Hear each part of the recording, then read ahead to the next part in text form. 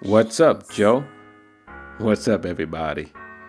On today's edition of Sports 360, we're talking playoff baseball with our resident baseball expert, Rob Duran of Rob Duran Sports. MLB's postseason is upon us, and Rob drops by to offer his analysis and to serve up his predictions in each of the 8 series on tap. So come on, let's get into it as the hunt for October begins on Sports 360.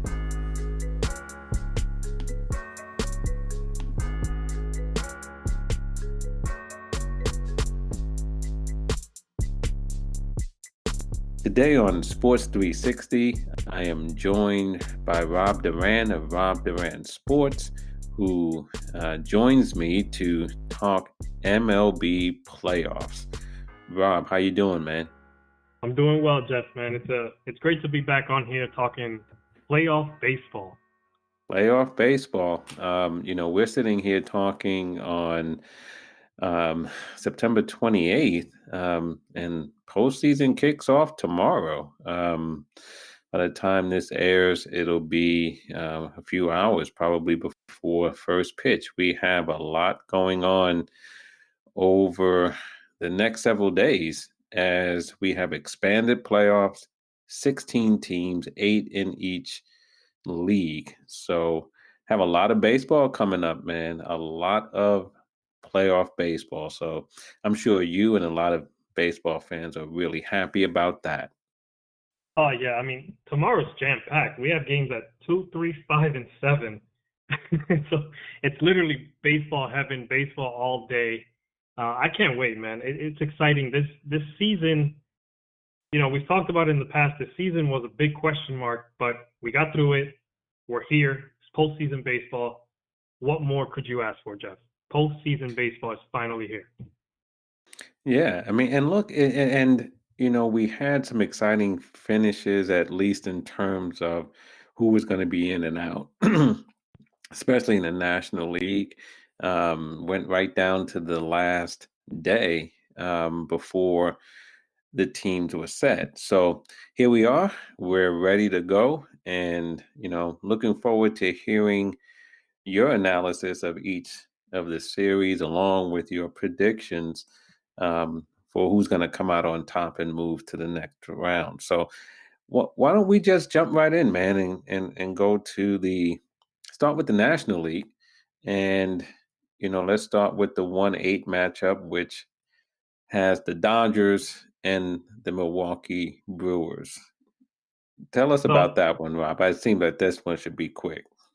yeah, I think the Dodgers are going to take this one fairly easy. Maybe it's a sweep.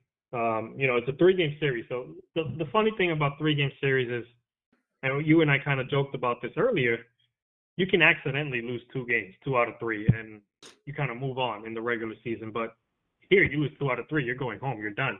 But I think this 1 versus 8, Milwaukee had a good run, kind of like what they've been doing the last few years, just kind of sneaking in right at the end. But the Dodgers are a powerhouse, man, and I've been saying it all year. They're playing on a different level, on a different playing field than everyone else. I don't see them having much trouble against Milwaukee. As good as Milwaukee played towards the end of the season, the Dodgers are next level.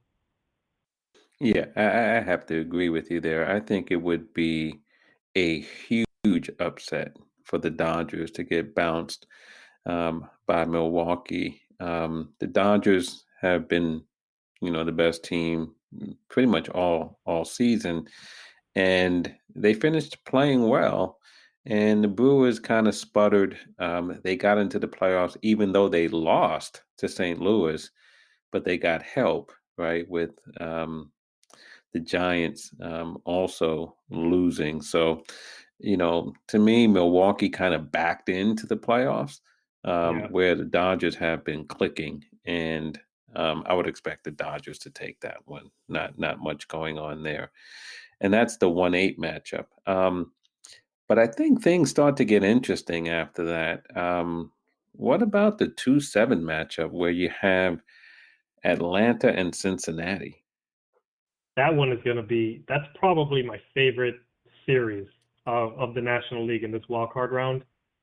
These are two very good teams, and I know Cincinnati's season wasn't as expected. I thought they would win the division actually going into the season, but they got hot at the right time. Their pitching picked up. Trevor Bauer, probably my pick for Cy Young for the National League. The dude is pitching out of his mind, striking out the world, pumping his chest, and all this stuff. Striking guys out. It's crazy turnaround that team had right towards the end of the season. And Atlanta, they're young, they're hungry, they have a great mix of veteran talent as well on the roster. This is it's a tough one to pick. I'm gonna wing it here, and I'm actually gonna pick the upset. I'm gonna go with Cincinnati. But it's in keeping a little bit with what you talked about when we were on last time, where you said come playoff time, good pitching, handles good hitting. Yeah, And, Cincinnati has good starting pitching. And in fact, overall, their pitching is pretty good, right? I think they're second in the National League in earned run average. But they have Bauer, they have Gray. Castillo was pitching pretty well until he got touched up a little bit by the Twins in his last outing. But yeah, because Atlanta can hit, you know what I mean? They're one of the better hitting teams in baseball. But Cincinnati's one of the better pitching teams in baseball. So, it may be, as you had said, on our last uh, um, podcast, that this could be a situation where good pitching handles good hitting. yeah. And I think that's what's gonna ultimately be the deciding factor in that series. As great as, like you said, as great as Atlanta is, I think Cincinnati's pitching is just gonna make the difference. Yeah. Yeah. I mean, I guess for me though, Rob, I will tell you, I kind of would lean toward Atlanta on this one, only because I think Atlanta has something to prove from last year. I think Yeah, they they're, do. again, I keep coming back to St. Louis, and you know how I feel about the Cardinals, and how St. Louis beat them last year, and I think the Braves have something to prove, and I think they are a very good team that seemed to me really didn't get their due this year. I mean, there was a lot of talk about a lot of other teams, and Atlanta didn't really seem to get their due. And I don't know if perhaps they're being uh, underestimated, but Atlanta is a good team, but I could see this one going either way, but I'm going to lean toward Atlanta on this one. Um, what about Chicago, Miami? First of all, what about those Marlins, man? Marlins made the playoffs. They made Derek it. They Jeter made it. back in the playoffs.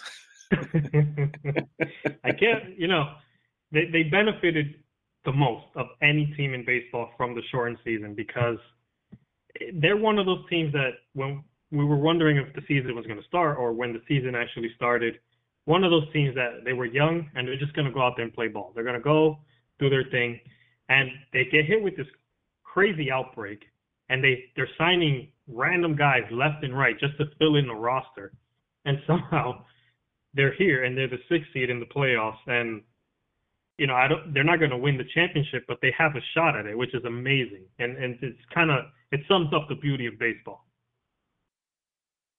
So when you look at this matchup with the Cubs, who do you like? I'm going to go with Chicago, but I'll tell you what, I think Miami is going to make it interesting and they're going to win a game. I don't know if it'll be the first game or the second game, but Chicago will ultimately take it, um, and they'll move on. Miami will make a little bit of noise, I think, in one of the games. They won't get swept, but Chicago's playing really good baseball this year, and they're another team I think that maybe they haven't spoken about them enough and how good they're doing, but Chicago has played some really good baseball this season. Yeah, I think part of what happened with Chicago is they got off to a really fast start. And then from there, they didn't seem to get better. They seemed like they treaded water a little bit, and maybe that's why it wasn't a lot of buzz coming out of Chicago. Um, but I'm with you in terms of Miami. I think it's a remarkable story given what they've gone through this season with the outbreak at the beginning of the season. And you know what's the other thing, Rob, that is something to keep in mind? Miami on the road this season was 20-14. Yeah. So, playing away from home, they seem to relish that, and so, being the road team here is not, given, if the regular season's any indication, it's not really that big of a deal. And quite frankly, I think Miami, probably of all the teams in the postseason, has to feel that they're playing with house money from jump. Yep. So, I definitely 100% agree with that. yeah, they probably have no pressure on them. And sometimes, Rob, that's the toughest team to play. The Yes. team that like they don't, well, we lose, we lose. Right? I mean, they don't care. Because they're there and they weren't supposed to be there Yeah. according to the experts or whatever. And I think Miami fits that bill. And so they could be a little bit of a dangerous team, but um, who knows? Again, I think there might be some upsets, and why not the Marlins, right? So, but we'll see what happens in that series. We then move to the 4-5 series in the National League between the San Diego Padres. And you talk about a team that's been playing well. The Padres have really been, one of the better teams in the league all year, and the St. Louis Cardinals. I'm just going to get it out the way and just tell you what I think because right? I don't root for the Cardinals. I don't like the Cardinals, and I want to see the Cardinals go home. So I'm picking San Diego in this one. Oh man, I agree with you. I think San Diego takes it. Um, I think this will go the full series though. I think that it's an intriguing matchup, but I think a lot hinges on the health of Clevenger, and I don't know what the most recent update on him is and his injury, if he'll even be available this series. But I think it's going to go the full games, and I think San Diego will take this series. Yeah, I mean, I think the question marks for the Padres, pitching Yeah, is the big factor here. And as much as I don't like St. Louis, the thing is that they always tend to play well in the postseason. Like they know what to do once they get there, yeah, and many times they are a hard out, and that might be the case here as well. My pick is more of from a rooting standpoint than from a analysis standpoint. So I'm rooting for San Diego to come out on top in this one. And you know what else too though? It would be good to see a team like San Diego advance, right, and play as yeah, as much in the postseason as possible. For those who haven't got a chance to see Tatis Jr. play, it'd be good for that, for that to take place. So I'm rooting for San Diego, and hopefully they can make some noise this postseason. yeah. That'll be great. And it's what the game wants. They want to see these young guys in the big stage and the bright lights. And Tatis Jr., hopefully, like you said, they do kind of move forward in the playoffs and all that stuff because it'll be great for everyone to see this kid on a global stage, what he can do. Okay, so right now, if we look at the National League, if I have it right, you have the Dodgers taking care of Milwaukee, Cincinnati with the upset over Atlanta, and then Chicago over Miami, and the Padres taking care of business against the Cardinals. So that's how you have the National League shaping up. Let's go to the American League, and again, let's start with the 1-8 matchup, and there we have the Tampa Bay Rays, one of the better teams, obviously, in all of baseball, Yeah. and the Toronto Blue Jays. What do you see there? So I think this series is going to surprise people. I think they're going to go the full series also. I think ultimately Tampa Bay will win the series, but I think the Blue Jays are going to give them a run for their money. The Blue Jays, they're a very weird team, I guess you can say, because they'll look really, really good, but then sometimes they'll look really, really bad. But I think Tampa's consistency is what's going to make the difference in this series, and it'll go the full length, I think, and I'll give the advantage to Tampa. Yeah, I think it's hard to go against Tampa. A team that has really shown itself over the past few years to be one of the up and coming teams. Played well in the postseason last year, came out this year, handled business, captured the AL East. And so I think you have to go with Tampa in this one. But again, I mean, Toronto, another nice young player in Bichette. Yeah. Again, the nation might get a chance to see some of this young talent, and I think that's one of the things too that MLB has to be happy about. When you talk about a team like Toronto and Bichette, and you have San Diego and Tatis Jr., and as we're going to talk about in a second, some of the talent on the Chicago White Sox, Hmm. um, it's an opportunity for some of these uh, young stars, to shine. So we'll see with Toronto and Tampa. See if you're right, and Toronto can give them a run for their money. Um, but let's talk about Oakland and the White Sox. This is an intriguing one, Rob, because neither team, I believe, ended the season the way they wanted to, especially Chicago, right? The last time we spoke, Rob, I mean, Yeah. Chicago was I believe they might have been right behind Tampa, or they were in front of Tampa by half a game for best record in the American League. And then they ended the season losing 8 out of their last 10 and ended up in the 7th spot. But Oakland's been scuffling too, losing 5 out of 8. So neither team playing their best baseball heading into this series. So how do you see this one shaping up? This is probably my, Yankee fandom aside, my probably the series to watch. I think in the wild card round. So both 2 to 7 seeds and on each side. Um, this is another tough one because, like you said, they're not playing great baseball, but when these two teams turn it on, they turn it on. And the White Sox have a lot of young talent.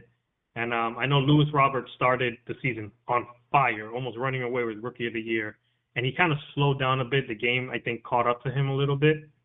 Um, man, I'm going to give the edge to Oakland on this one. I think I don't, oh man, it's tough. I think Oakland is they have the experience, the postseason experience. The White Sox are brand new into this, and I think that little bit of experience is going to make the difference for this series. And I'm going to give the edge to Oakland. Yeah, this is intriguing because I think, Oakland, based on recent years, they're one of the better teams in baseball. Yeah, And, they're the second seed. You would think that, they would be well situated to take this series. But that Chicago White Sox team is really intriguing, very, very talented. And again, this is another one, Rob, where the short series could make a difference, right? yeah, If it was a 5 gamer, 7 gamer, maybe you call this one differently or it's a clearer choice. But this one is sort of a little bit of a toss up in a sense because it's just a 3 gamer, and the White Sox are talented, and we'll see what happens. But they haven't been playing well. But you know, this is probably again more of a rooting one for the White Sox. It's different from the St. Louis one because I don't root against Oakland.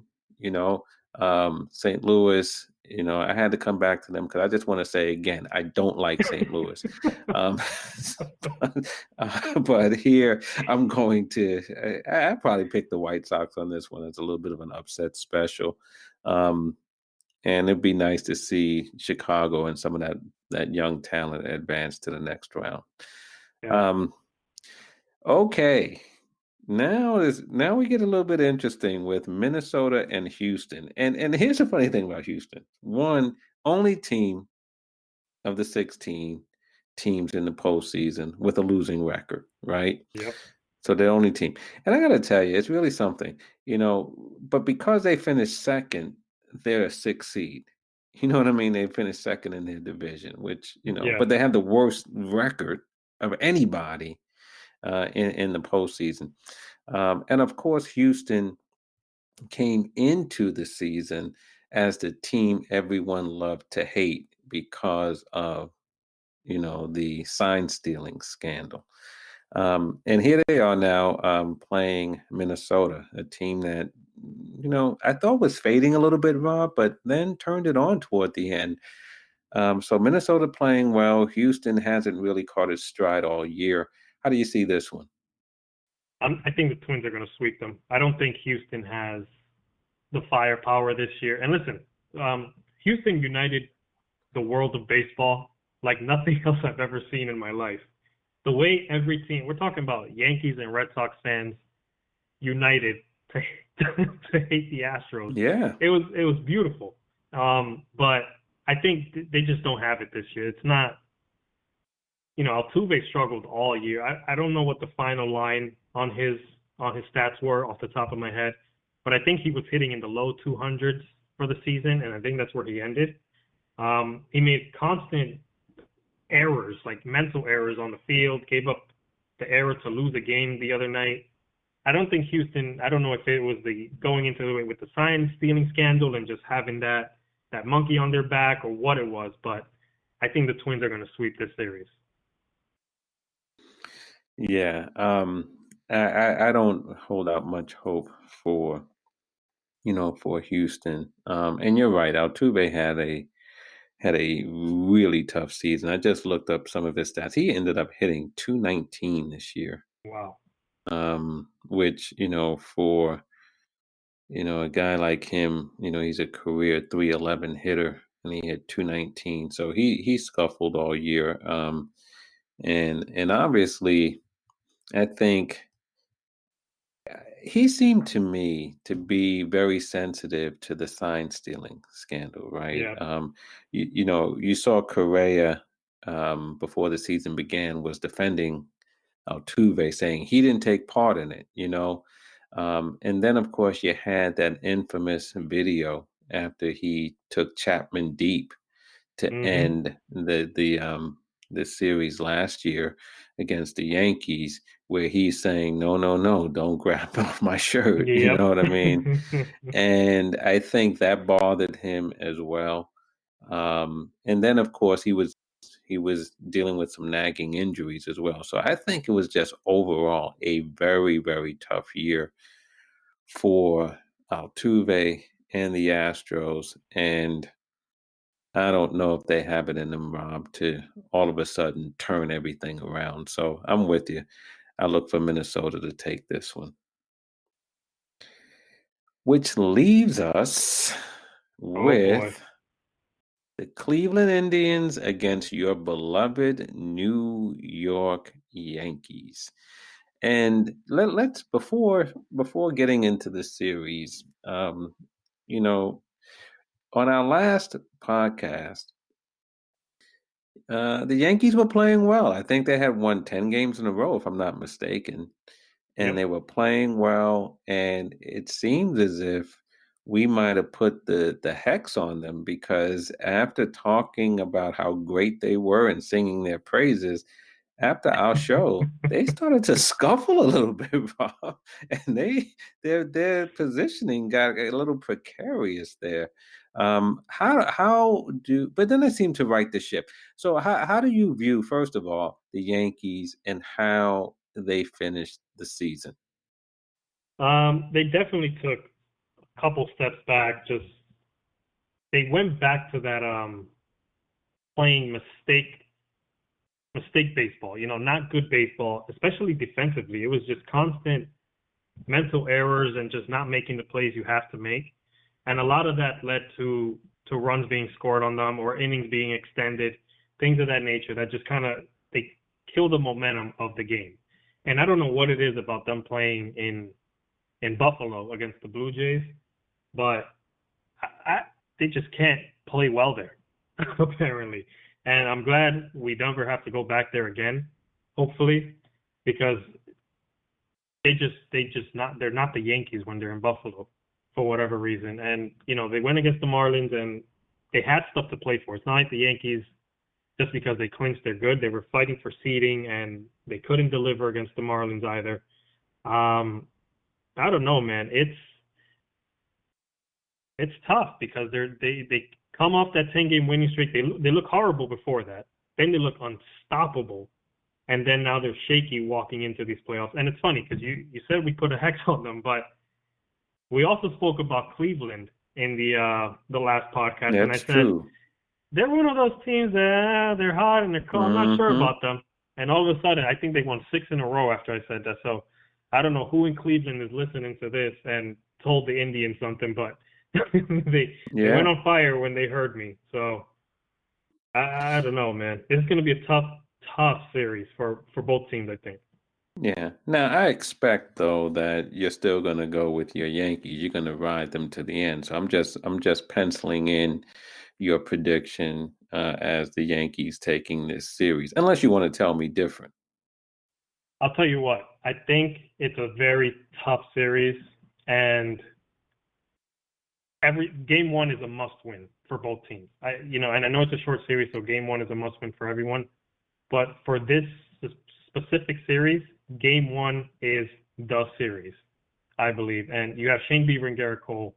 After that, it's Tanaka and Carrasco. So it's kind of a toss-up, I think, with those two guys. So I think this Bieber versus Cole matchup is the series, and whoever wins this takes it. And I do think that the Yankees will win this series, and not just because I'm being a fan. I think they'll touch up Shane Bieber just enough where Garrett Cole has the breathing room to be able to pitch himself and even maybe pitch the contact and just pull the win out of it. Yeah, and again, Rob, this is one of those interesting ones where, we all know that the Yankees bring a lot of firepower, especially with the long ball, right? I mean, Yeah. they went on some ridiculous streaks, to end the season. They were hitting 5, 6 home runs like every day, right? And so they definitely can hurt you and punish you with the bats. But again, I come back to what you said before about the good pitching, and Cleveland has the second lowest ERA in the majors, man. You know what I Yeah. mean? But trailing only the Dodgers, and so you have that sort of at play here. And again, how much of that actually plays itself out in a short series? I don't know. You know what I mean? It all depends on the matchups, especially when you start getting into the bullpen and what have you, Yeah. and the game situations. But I agree with you. I think, look, in every 3-game series, game one is going to be important, right? Yeah. But I think for these particular teams, it's going to be important, even psychologically, because I think the Bieber Cole matchup is probably the marquee matchup of all the series from a starting pitching standpoint. Um, Yeah. Yeah. and and s- and and so I think whoever captures that, whatever team comes out of with the win, has a pretty significant. Now, I want to say significant, but I think they have the psychological edge going into the second game. Yeah, and I was going to say just that because you're basically knocking out the best pitcher, especially if the Yankees can touch up Shane Bieber. It's like, well, we just beat up the guy who's probably going to win Cy Young, and we just won. So why not win the next one, And Tanaka in the playoffs, he's a really good pitcher. He exceeds what he does in the regular season. So, yeah, like you said, this beating Cole or beating Bieber in this first game, I think it just dictates what happens next. And I wouldn't be surprised if this series ends in a sweep either way, but I'm going to give the edge to the Yankees. Okay. So this one in the American League is your, I'm going to call it the upset just because of the seeding. But you have Tampa, Oakland, Minnesota, and the Yankees as your teams coming out. So listen, it's going to be interesting as it kicks off, using the wrong metaphor, but as it starts tomorrow, um, the postseason starts. And again, we said it before, it's amazing that baseball got here, but here we are, and the postseason is about to begin. A couple of things, Rob, before I let you go. And this is in the area of, you know, not particularly relevant or of anything in particular, but what are your thoughts on Wilson Contreras, like throwing his bat almost out the stadium the other day? And I get, bat flips, and I get, we need to bring some personality and swag and all those things into the game. But the video that they showed on Sports Center, where they're showing the ball leaving the park, Yeah. and then the bat comes into the picture, was hilarious, right? I think the Um, bat went higher than the ball at one point. it probably did. But what are your thoughts on that? I mean, we saw some uh, interesting plays that got a lot of notoriety. Fernando Tatis swinging on 3-0 and hitting the grand slam. We didn't talk about that before, but that people talked about that quite a bit. But what are your thoughts on this Contreras? Moonshot of a home run and moonshot of a bat flip to go with it. What's funny is I didn't see it happen, so I saw the picture on Twitter, I think it was, and I thought it was a joke because I was like, "What the heck is this?" Right. So then I start digging around, and I see the highlight that the guy actually flipped his bat that high. I think, listen, I'm all for Tim Anderson showing the emotion and throwing his bat when he hits the home runs, and the way Tatis Jr. Does his swag. I like when Aaron Hicks hits his home runs, he kind of drops the bat, almost like what Ken Griffey Jr. used to do when he used Yeah. to hit his home runs. Yep. But that kind of bat flip, I don't know, man. I think that was a little too much. A little too much. It kind of reminded me of when Bregman walked the bat all the way down to first base in the Yeah. World Series against the Nationals. I think it's doing a little too much there. Yeah. Yeah, that was a bit much. And obviously, of course, he got plunked, and then there was a suspension, for the pitcher who plunked him, and so forth. And then he hit another home run, I think, later in that same game. But yeah, look, I remember, a few years ago in the postseason, right, when Batista, Oh right, yeah, threw his bat, and that was like a bat flip, but that was a bat throw. He kind of like yeah. hit the home run and just threw his bat, right? Um, you know, and so you get it. I mean, for some of these players, especially in a big spot. But look, I do think that baseball needs, the celebrations, you know what I mean, from the players. And I think that's something that I believe more fans want to see than not. Yeah. But the Wilson Contreras one was something I have to admit I've never seen before. And it was hilarious to see, the home run leaving the park and then the bat enter into the frame. Like, I've never seen anything like it. So that was really amazing. Yeah. Um, the other Yeah. thing I want to ask you is, um, what are your thoughts on yet another postseason without Mike Trout, and the Anaheim Angels? Now they just fired their general manager Billy Epler, Yep. and so there's going to be some more changes there, but they just can't seem to get their footing, even in a year with expanded playoffs. But another postseason without Mike Trout. What are your thoughts on that overall? It's extremely disappointing because you want to see your best player at least try to compete. Like we saw with even with LeBron being out of the playoffs last year because he was hurt and the Lakers missed it, it kind of felt like something was always missing because LeBron wasn't there. And that's kind of what I feel with baseball and Mike Trout. And we have all these great teams and great players spread around the league, but not having Mike Trout in the playoffs, at least just compete. I think he's only been in the playoffs once towards the beginning of his career. I think it was like his third year in the league, maybe his fourth.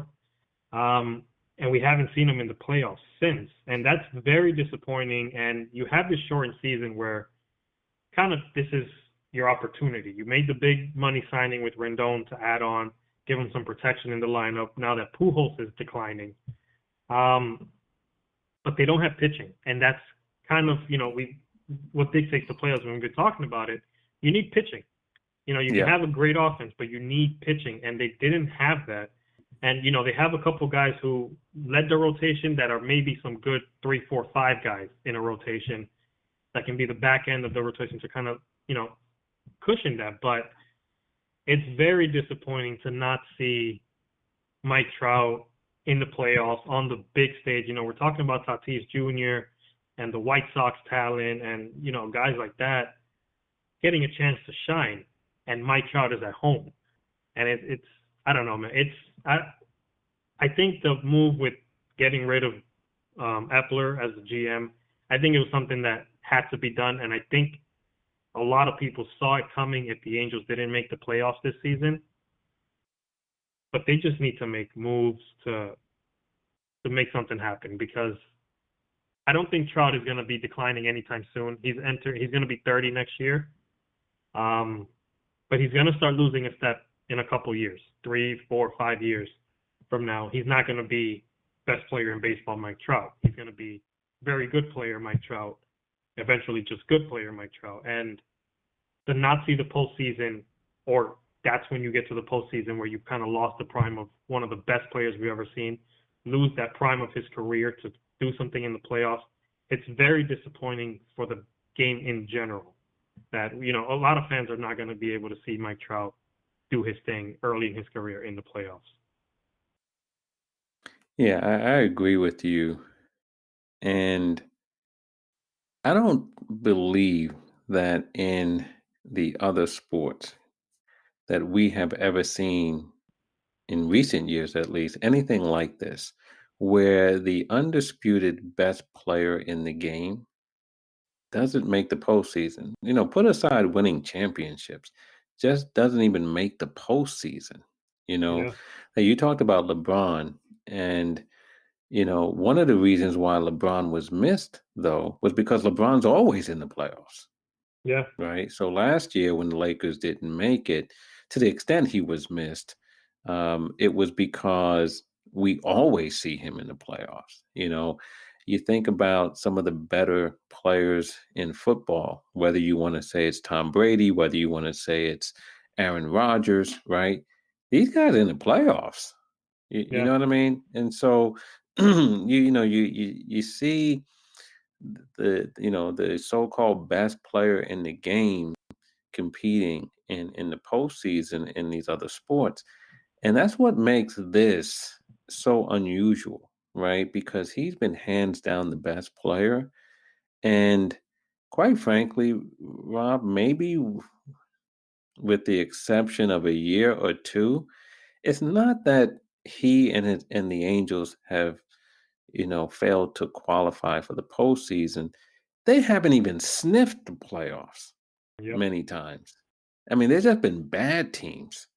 And that's what I think is really sad, for baseball, and for Mike Trout and for those who would want to see him play on the biggest stage, that we don't get to see this transcendent talent play October baseball. That just doesn't seem right. It's one of the more remarkable things, given, you know, like you said, maybe one postseason appearance in his career so far for the best player in the game just doesn't compute, man.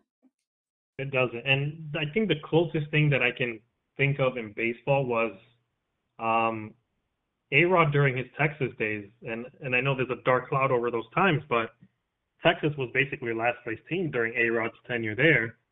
And many were wondering, is the best player at the time, the best player in baseball, going to win a ring? Is he going to make the playoffs? Like, this is the guy, big money guy, the young transcendent talent. That's who Alex Rodriguez was at the time. And, it took him getting traded to the Yankees to finally make the postseason. And then, eventually he helped win that 2009 championship. But yeah, it's bad, man. Like, the Angels, something has to happen in that franchise to realize, all right, we have this guy locked. He chose to stay here. He's not going to move on. He signed a huge deal for the intention of staying with this organization to win baseball games. And he's been vocal about it. He wants to be in the playoffs. He wants to compete for a championship. And that's the attitude that he has to have. And I know that baseball is a little different than all the other sports, but there are so many moving parts. But I think the Angels really dropped the ball on this season specifically, of any season, because they had such a big opportunity with the expanded playoffs and just a short 60-game season to just make the playoffs. I think that would have been okay if they had made the playoffs, even if they get swept in that first round. But just making the playoffs with Mike Trout there, that makes a huge difference. And maybe Epler keeps his job and we have a completely different storyline. But, another year with Mike Trout at home in October it's not what the game needs. No, and when you look up at this year's postseason, other teams made the moves necessary, not just in this offseason, but in past seasons as well, to put themselves in the playoffs. Teams like Toronto and the White Sox, and Miami, as you said, benefiting from the shortened season, and San Diego and Cincinnati, right? So you do see some new faces and new franchises coming into this year's postseason, right? You have like 5 teams that traditionally you don't really see in the postseason who are in this year's playoffs. Yeah. And yet Anaheim just can't seem to crack the nut, so to speak. So it's unfortunate, but it's one of those things. And here's the thing: I don't think they're close. No, Um, not at I all. don't think they're close right now. And so, look, you never know. Sometimes you see a worst to first type scenario. So you never know what next year brings, and we'll just wait for that. But as we, embark on this postseason, it's yet another postseason without Mike Trout. And I believe that is noteworthy yet again, for all the wrong reasons, unfortunately. Um, but anyway, man, we have your predictions in the books. Dodgers, Cincinnati, Chicago Cubs, San Diego Padres in the NL, and the Rays, the Oakland A's, Minnesota Twins, and New York Yankees in the American League. So, all right, man. Do you have it?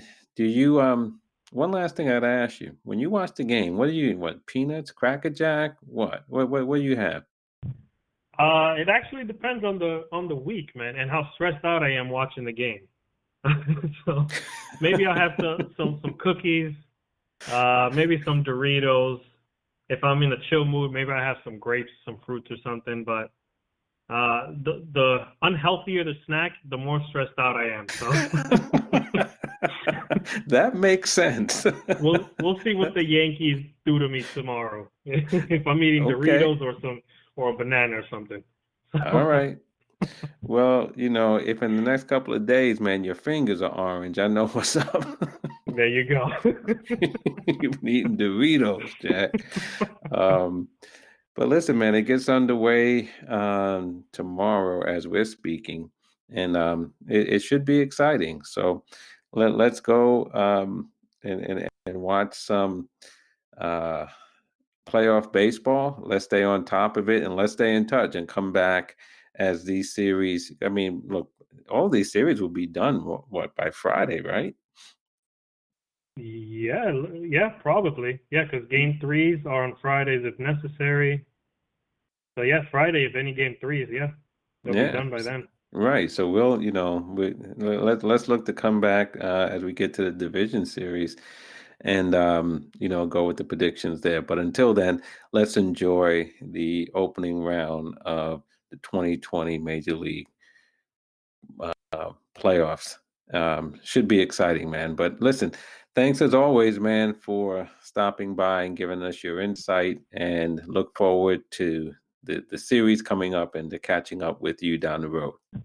Yeah, thank you, Jeff. It's always a pleasure to be here. I appreciate it, man. All right. All right, Rob. Take care, man. Rob Duran Sports, giving us the breakdown on the first round of MLB's postseason. Thanks, Rob. I'll talk to you soon. Take care, man.